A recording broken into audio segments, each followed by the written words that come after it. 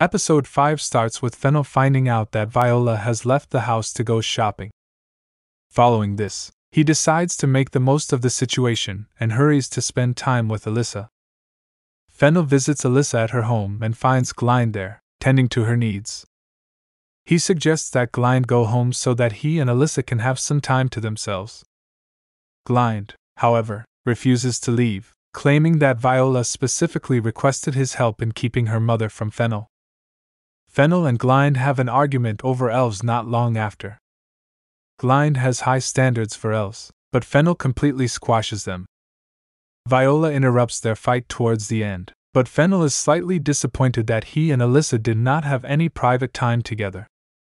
But the fact that Alyssa praised him makes him happy, and he takes that as a step in the right direction. Viola and Alyssa go to Uncle Pondo's potato farm in the second act. We find out that Uncle Pondo is married to Lyra, and that she is now out of town. When Alyssa comments on the farm's peculiar potatoes, Pondo explains that Jericho's magic fertilizer is responsible.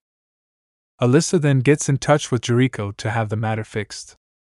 Lyra arrives in the middle of the chaos and gets furious with Uncle Pondo for making things more difficult for her.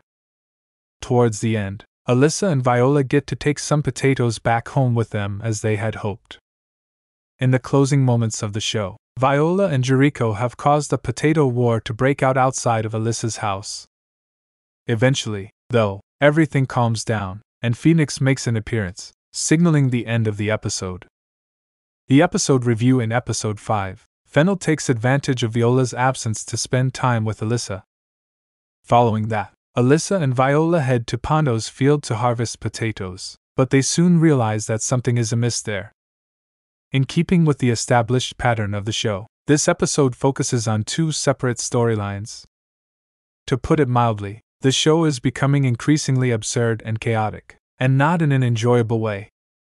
The stories lack coherence, the jokes don't land, and the characters are unpleasant. There is a serious lack of development in the show's characters. Viola's possessiveness about her mother Alyssa, for instance, may have started out as mildly comical at first, but it has quickly become completely obnoxious. The sexualization of a minor, Viola, is another issue with the show that deserves discussion. The sexualization of a 16-year-old girl is extremely inappropriate and disturbing. The makers have, however, recently shown some improvement in this aspect, so that's something.